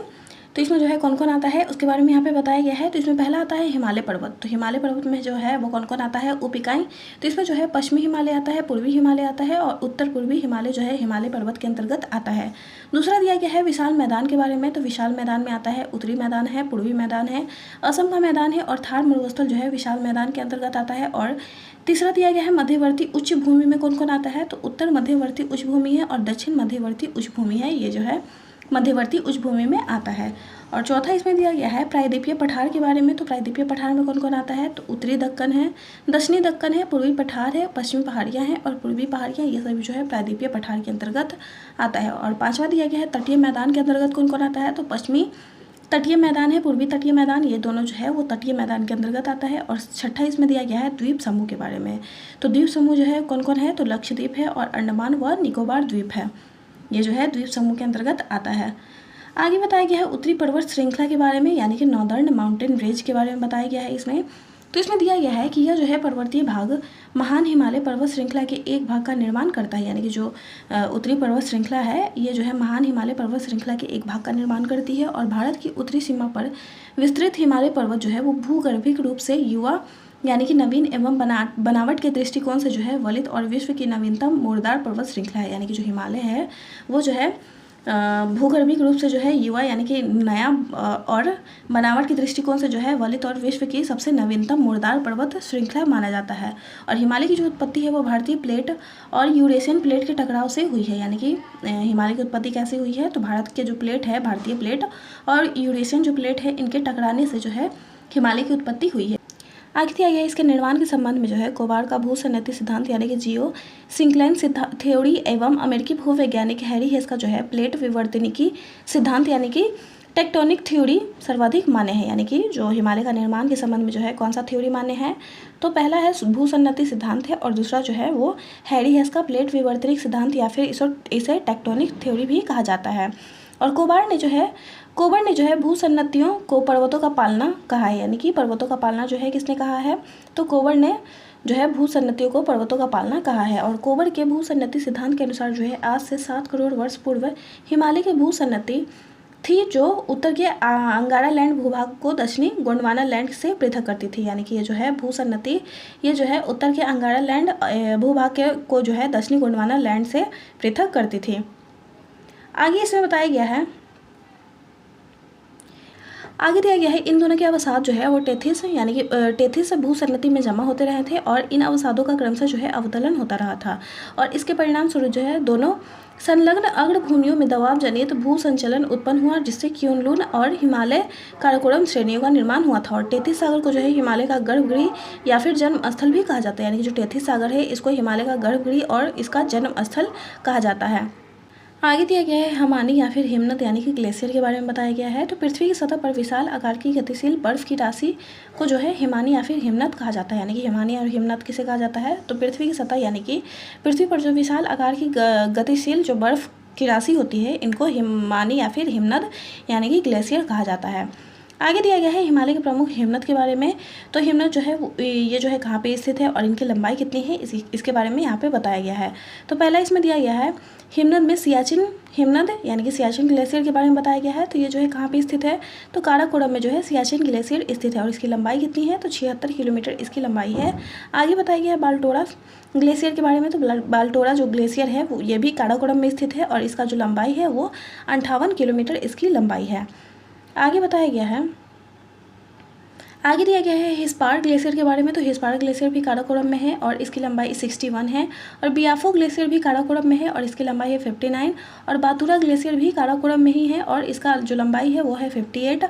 और चोगोलुंगमा ये जो है ग्लेशियर ये भी काराकोरम में है और इसका लंबाई है 50। और खुर्दोला का जो ग्लेशियर है ये भी जो है काराकोरम में ही है और इसका लंबाई जो है वो 41 किलोमीटर है। और कुनियांग जो ग्लेशियर है ये भी काराकोरम में ही है और इसकी जो लंबाई है कुल ये है 24 किलोमीटर। रीमो दिया गया है। तो रीमो ग्लेशियर जो है वो कश्मीर में है और इसकी जो लंबाई है वो 40 किलोमीटर है। आगे बताया गया गंगोत्री ग्लेशियर जो है वो कहाँ पे स्थित है, तो कुमाऊं में स्थित है और इसकी जो टोटल लंबाई है वो 26 किलोमीटर है। आगे बताया गया केदारनाथ ग्लेशियर के बारे में। तो केदारनाथ ग्लेशियर जो है उत्तराखंड में स्थित है और इसकी लंबाई कितनी है, तो 14 किलोमीटर इसकी लंबाई है। आगे बताया गया है जेमू। तो जेमू जो ग्लेशियर है वो सिक्किम या फिर नेपाल में स्थित है और इसकी जो लंबाई है वो है 25 किलोमीटर। आगे बताया गया है मिलाम। तो मिलाम जो है वो कुमाऊं में स्थित है और इसकी लंबाई जो है वो 19 किलोमीटर है। आगे बताया गया कंचनजंगा ग्लेशियर। तो कंचनजंगा ग्लेशियर जो है वो नेपाल सिक्किम में स्थित है और इसकी जो लंबाई है वो है 16 किलोमीटर। तो ये जो है ग्लेशियर के बारे में बताया गया था और इनकी लंबाई कितनी है इनके बारे में यहाँ पे बताया गया था। आगे हम लोग देखेंगे हिमालय के प्रमुख हिमनद के बारे में। तो इसमें दिया गया है चौड़ाबड़ी ग्लेशियर जो है उत्तराखंड के रुद्रप्रयाग जिले में केदारनाथ मंदिर से 4 किलोमीटर उत्तर में स्थित है, यानी कि चौड़ाबाड़ी जो ग्लेशियर है वो कहाँ पे स्थित है, तो उत्तराखंड के रुद्रप्रयाग जिले में केदारनाथ मंदिर से जो है 4 किलोमीटर उत्तर में स्थित है। और इस ग्लेशियर के पिघलने से जो है गांधी सरोवर झील का निर्माण हुआ है, यानी कि गांधी सरोवर झील का निर्माण जो है किससे हुआ है, तो जो चौड़ाबड़ी ग्लेशियर है इसके पिघलने से जो है गांधी सरोवर झील का निर्माण हुआ है। आगे यहाँ पे बताया गया है उत्तर से दक्षिण की ओर फैले उत्तरी पर्वतीय प्रदेश को जो है निम्नलिखित भागों में बांटा जा सकता है। और ये जो है कौन कौन भागों में बांटा गया है तो इसके बारे में बताया गया है। तो इसमें दिया गया है ट्रांस हिमालय में बांटा जाता है, वृहद हिमालय और आंतरिक हिमालय है, लघु हिमालय और मध्य हिमालय है, और शिवालिक और बाह्य हिमालय है, और उत्तर पूर्वी हिमालय है। और इसमें दिया गया है कि उत्तर दक्षिण के अतिरिक्त जो है हिमालय का नदी घाटियों की सीमाओं के आधार पर जो है प्रादेशिक विभाजन किया जा सकता है। और प्रादेशिक विभाजन की संकल्पना जो है वो सिडनी बुराड ने की थी, यानी कि जो प्रादेशिक विभाजन किया गया था वो किसने किया था, तो सिडनी बुराड ने किया था। और इसमें जो है उत्तरी पर्वतीय प्रदेश को जो है भागों में बांटा गया है, जिसमें कौन कौन है, तो पहला ट्रांस हिमालय, दूसरा है वृहद हिमालय जिसे आंतरिक हिमालय भी कहा जाता है, तीसरा दिया गया है लघु हिमालय या फिर मध्य हिमालय कहा जाता है इसे, और चौथा है शिवालिक या फिर बाह्य हिमालय कहा जाता है, और पांचवा दिया गया है उत्तर पूर्वी हिमालय। आगे बताया गया इसमें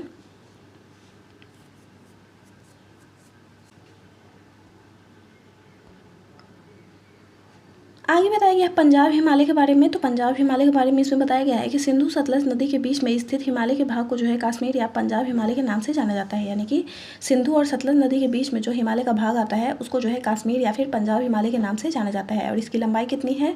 तो पंजाब हिमालय की लंबाई जो है वो 560 किलोमीटर है और यह जो है कश्मीर और हिमाचल प्रदेश राज्यों में फैला हुआ है। यानी कि जो पंजाब हिमालय है ये कश्मीर और हिमाचल प्रदेश में फैला हुआ है और इसके अंतर्गत जो है जास्कर, लद्दाख, काराकोरम, पीर पंजाल और धौलाधर श्रेणी सम्मिलित है। यानी कि पंजाब हिमालय जो होता है इसके अंतर्गत जो है जास्कर है, लद्दाख है, काराकोरम है, पीर पंजाल है और धौलाधर श्रेणी सम्मिलित है। और शिमला धौलाधर श्रेणी में स्थित है। यानी कि शिमला जो है वो धौलाधर श्रेणी में आता है। और दक्षिण एशिया की महत्वपूर्ण ग्लेशियर जो है वो बाल्टोरा और सियाचिन भी जो है इसी प्रदेश में स्थित है। यानी कि दक्षिण एशिया में जो महत्वपूर्ण ग्लेशियर है बाल्टोरा और सियाचिन जो है इसी प्रदेश में आता है, यानी कि पंजाब हिमालय में आता है। और मीठे पानी की झील जैसे कि डल और वुलर तथा खारे पानी की झील जो है वो पांगोंग, त्सो और त्योसो मुरारी झील जो है इसी क्षेत्र में पाई जाती है। यानी कि पंजाब हिमालय में ही जो है डल और वुलर झील जो कि खारे पानी की झील है, और नहीं, डल और वुलर जो है वो मीठे पानी की झील है और खारे पानी की झील जो है क्या है? पतो, पांगोंग, त्सो और त्सो मुरारी ये झील जो है इसी क्षेत्र में यानी कि पंजाब हिमालय में पाया जाता है। आगे बताया गया है कुमाऊं हिमालय के बारे में। तो कुमाऊं हिमालय जो है यह सतलुज से काली नदी के बीच में स्थित है। यानी कि सतलुज और काली नदी के बीच में जो है कौन सा हिमालय पाया जाता है? तो कुमाऊं हिमालय पाया जाता है, जिसकी लंबाई कितनी है? तो 320 किलोमीटर जो है वो कुमाऊं हिमालय की लंबाई होती है। और यह जो है उत्तराखंड राज्य में विस्तृत है और इसकी सबसे ऊंची चोटी जो है कौन है? तो नंदा देवी है, जिसकी ऊंचाई कितनी है? तो 7817 मीटर जो है वो नंदा देवी की जो है ऊंचाई है। और यह जो है यानी कि कुमाऊं हिमालय जो है किस राज्य में विस्तृत है? तो उत्तराखंड राज्य में विस्तृत है, जिसके सबसे ऊंची चोटी कौन है? तो नंदा देवी है। और इसके पश्चिमी भाग को जो है गढ़वाल हिमालय और पूर्वी भाग को जो है कुमाऊं हिमालय के नाम से जाना जाता है। यानी कि जो कुमाऊं हिमालय का जो पश्चिमी भाग है इसे गढ़वाल हिमालय कहा जाता है और पूर्वी भाग का जो हिमालय है उसे कुमाऊं हिमालय के नाम से जाना जाता है। और बद्रीनाथ, केदारनाथ, त्रिशूल, माना, गंगोत्री, नंदा देवी, कामेट आदि जो है यहाँ की प्रमुख चोटियाँ हैं। आगे बताया कि गंगा और यमुना नदियों का उद्गम जो है वो स्थान क्रमशः कहाँ से है? तो गंगा का उद्गम होता है गंगोत्री से और यमुना का जो उद्गम होता है वो होता है यमुनोत्री से, और ये जो है कुमाऊं हिमालय में ही स्थित है। और माना और नीति दर्रा जो है इसी क्षेत्र में स्थित है। यानी कि कुमाऊं हिमालय में ही माना और नीति दर्रा स्थित है। आगे बताया गया है नेपाल हिमालय के बारे में। तो नेपाल हिमालय जो है वो किन के बीच में है? तो काली और तीस्ता नदी के बीच में जो है नेपाल हिमालय पाया जाता है और इसकी लंबाई कितनी है? तो 800 किलोमीटर जो है वो नेपाल हिमालय की लंबाई है। और इसी श्रेणी को जो है सिक्किम में सिक्किम हिमालय, पश्चिम बंगाल में दार्जिलिंग हिमालय और भूटान में जो है भूटान हिमालय कहा जाता है।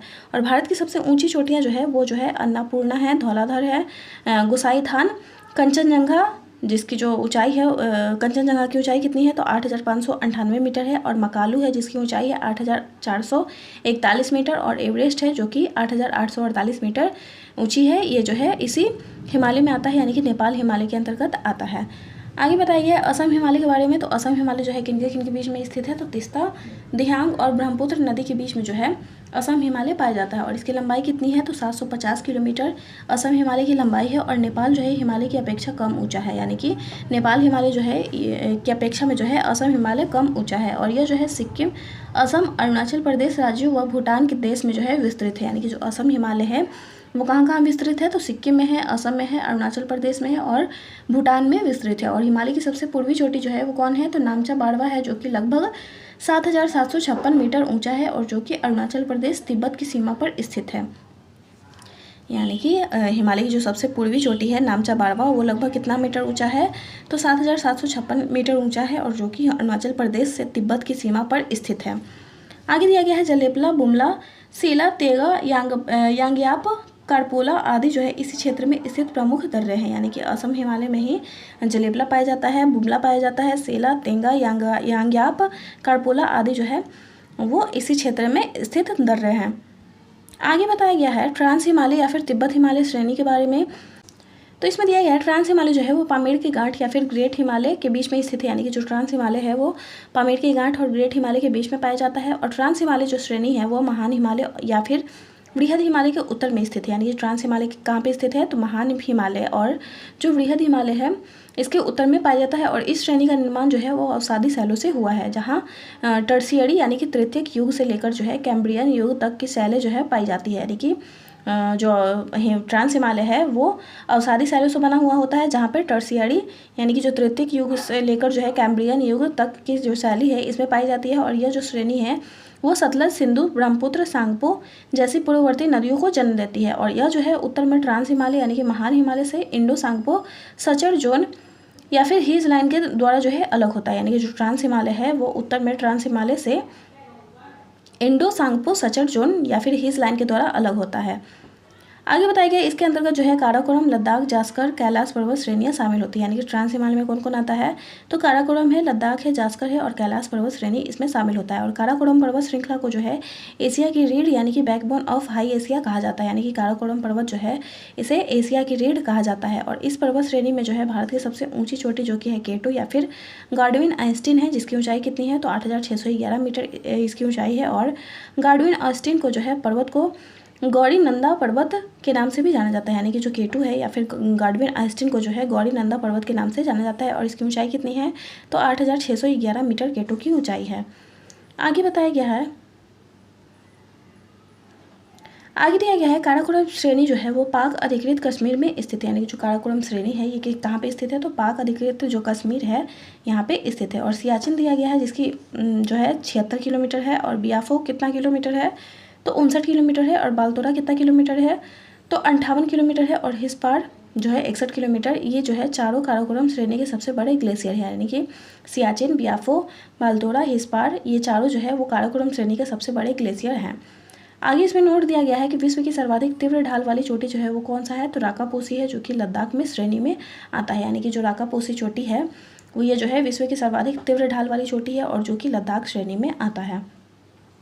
आगे बताया गया है काराकोरम श्रेणी जो है वो पश्चिम में पामीर की गांठों से मिल जाती है। यानी कि जो काराकोरम श्रेणी है वो पश्चिम में किससे मिलता है, तो पामीर की गांठ से मिल जाती है। और जबकि दक्षिण पूर्व की ओर जो है यह कैलाश श्रेणी के रूप में विस्तृत हो जाता है। यानी कि जो काराकोरम श्रेणी है वो पश्चिम में पामीर की गांठ से मिल जाता है और दक्षिण पूर्व की ओर जो है यह कैलाश श्रेणी के रूप में विस्तृत है।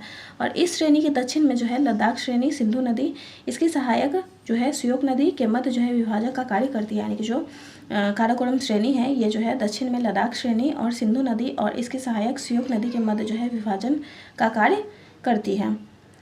आगे दिया गया है, आगे बताया गया है वृहद, मुख्य हिमाद्री और महान हिमालय के बारे में।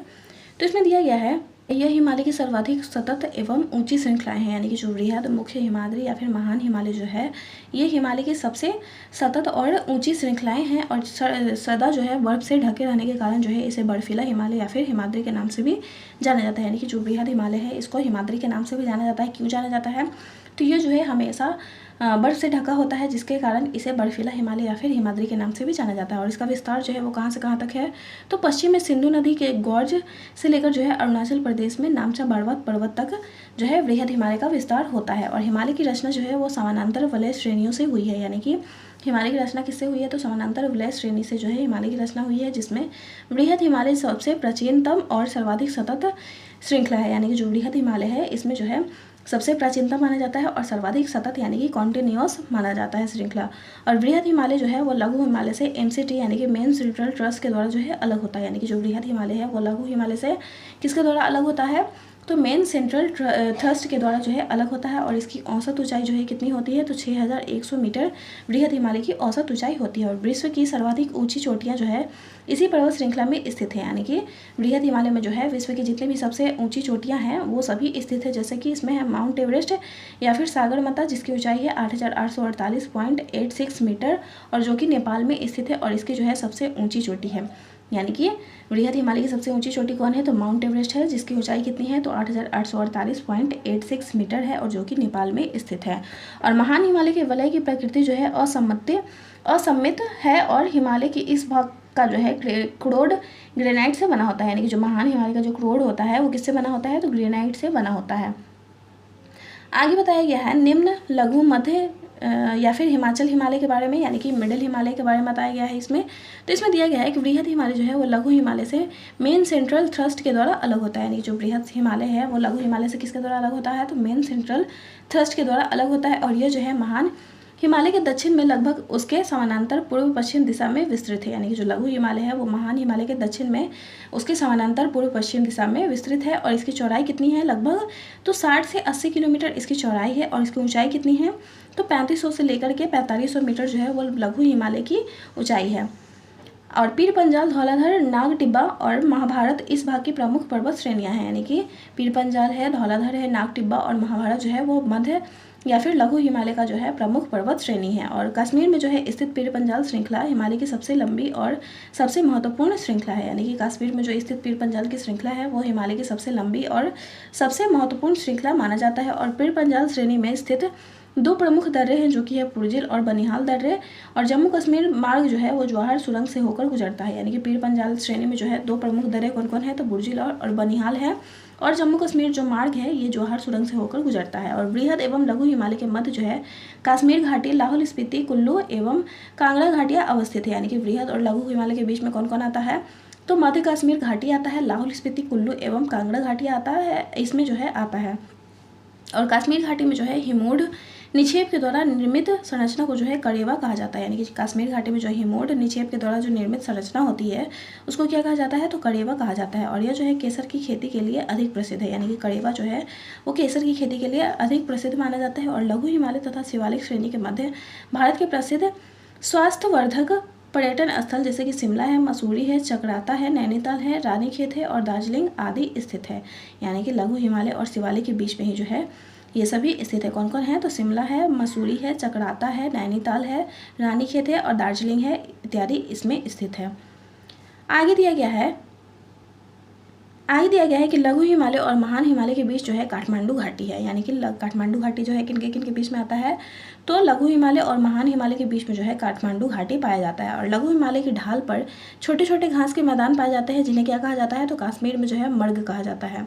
यानी कि लघु हिमालय की ढाल पर छोटे छोटे घास पाए जाते हैं जिनको कश्मीर में मर्ग कहा जाता है, जैसे कि सोनमर्ग है, गुलमर्ग है आदि। तथा उत्तराखंड में जो है बुग्याल या फिर पयाड़ कहा जाता है इनको। आगे हम लोग देखेंगे शिवालिक या फिर बाह्य हिमालय के बारे में, यानी कि आउटर हिमालय के बारे में देखेंगे। तो इसमें दिया गया है कि हिमालय की सबसे दक्षिण की श्रेणी जो है शिवालिक के नाम से विख्यात है। यानी कि हिमालय की जो सबसे दक्षिण की जो श्रेणी होती है उसको हिमालय के नाम से शिवालिक के नाम से जाना जाता है। और हिमालय की अन्य श्रेणियों की तुलना में जो है शिवालिक श्रेणियाँ कम ऊँची होती है। यानी कि शिवालिक की ऊँचाई जो है अन्य श्रेणियों की अपेक्षा में जो है कम ऊँचा होता है। और हिमालय पर्वत से निकलने वाली नदियाँ द्वारा लाए गए अवसादों के निक्षेपण एवं उनमें वलय पड़ने से जो है शिवालिक की उत्पत्ति हुई है। यानी कि शिवालिक की उत्पत्ति जो है कैसे हुई है? तो हिमालय पर्वत से जो नदियाँ निकलती है उनके द्वारा जो अवशेषों का निक्षेप एवं उनमें जो है वलय पड़ने से शिवालिक की उत्पत्ति हुई है। और इसलिए जो है इसकी औसत ऊंचाई 900 से लेकर 11,200 मीटर और सबसे कम होने के साथ जो है यह हिमालय की नवीनतम पर्वत श्रृंखला भी है। यानी कि शिवालिक जो हिमालय है ये जो है हिमालय की नवीनतम पर्वत श्रृंखला माना जाता है। और इसका विस्तार जो है वो कहाँ से कहाँ तक है? तो पाकिस्तान के पोटावर बेसिन से लेकर जो है असम के दिहांग तक शिवालिक यानी कि बाह्य हिमालय का विस्तार है। और शिवालिक और लघु हिमालय के बीच जो है कई समतल संरचनाएं घाटियां हैं। और पश्चिम में इन्हें क्या कहा जाता है? तो दून कहा जाता है। और पूर्व में क्या कहा जाता है? तो द्वार कहा जाता है, जैसे कि देहरादून और हरिद्वार है। और शिवालिक के निचले भाग को जो है क्या कहा जाता है? तो शिवालिक के निचले भाग को तराई कहते हैं। और यह जो है दलदली और वनाच्छादित प्रदेश होता है। यानी कि शिवालिक का जो निचला भाग होता है उसको तराई कहते हैं और जो कि दलदली भूमि होती है और वन आच्छादित होता है। आगे दिया गया है HFF यानी कि हिमालयन फ्रंटल फॉल्ट जो है शिवालिक को भारत के उत्तरी मैदान से, और MBF यानी कि मेन बाउंड्री फॉल्ट जो है लघु हिमालय से अलग करने वाली संरचना है। यानी कि शिवालिक को जो है उत्तरी मैदान से कौन अलग करता है? तो हिमालयन फ्रंटल फॉल्ट अलग करता है। और लघु हिमालय से कौन अलग करता है शिवालिक को? तो मेन बाउंड्री फॉल्ट के द्वारा जो है शिवालिक लघु हिमालय से अलग होता है। आगे दिया गया है उत्तर पूर्वी हिमालय के बारे में, यानी कि नॉर्थ ईस्टर्न हिमालयाज के बारे में बताया गया है। तो इसमें दिया गया है कि ब्रह्मपुत्र नदी जो है हिमालय की सबसे पूर्वी सीमा का निर्धारण करती है। यानी कि सबसे पूर्वी सीमा का निर्धारण जो है हिमालय का वो कौन करता है? तो ब्रह्मपुत्र नदी करता है। और दिहांग गोर्ज के बाद जो है हिमालय दक्षिण की ओर एक असंख्य मोड़ बनाते हुए भारत के उत्तर पूर्वी राज्यों में फैल जाता है और इन्हें जो है उत्तर पूर्वी हिमालय के नाम से जाना जाता है। और उत्तर पूर्वी हिमालय की ज़्यादातर पहाड़ियाँ जो है वो छोटे बड़े नदी नालों के द्वारा अलग होती है और जहाँ अनेक जनजातियाँ झूम या फिर स्थानांतरित कृषि करते हैं। यानी कि उत्तर पूर्वी की जो हिमालय की ज़्यादातर पहाड़ियाँ होती हैं ये जो है छोटे बड़े नदी नालों के द्वारा अलग हो जाते हैं और यहाँ पर जो है अनेक जनजातियों के द्वारा झूम या फिर स्थानांतरित कृषि की जाती है। आगे बताया गया है उत्तर पूर्वी क्षेत्रों में फैली हिमालय श्रेणियों के बारे में। तो उत्तर पूर्वी क्षेत्र में जो है हिमालय की श्रेणी कौन कौन है, तो डाफला पहाड़ी है, मेरी पहाड़ी है, अबोर पहाड़ी है और मिसमी पहाड़ियाँ जो कि अरुणाचल प्रदेश में स्थित है। ये जो है उत्तर पूर्वी में फैली हुई हिमालय श्रेणियाँ हैं। और पटकाई बूम है जो कि अरुणाचल प्रदेश में है, और ये जो है अरुणाचल प्रदेश और म्यांमार की सीमा बनाती है, यानी कि जो पटकाई बूम है वो अरुणाचल प्रदेश और म्यांमार के बीच जो है सीमा बनाती है। नागा पहाड़ियाँ हैं जो कि नागालैंड में स्थित है। मणिपुर पहाड़ी है जो कि मणिपुर में है। मिजो पहाड़ियाँ कहाँ पे स्थित है, तो मिजोरम में है। और त्रिपुरा पहाड़ी कहाँ पे है, तो त्रिपुरा में है। बड़ेल श्रेणी जो है वो कहाँ कहाँ स्थित है, तो असम, मणिपुर और नागालैंड में है। और मिकिर पहाड़ी जो है वो असम में है। और गोड़ा पहाड़ी, खासी पहाड़ी और जयंतिया पहाड़ी ये सभी जो है मेघालय में स्थित है। आगे दिया गया है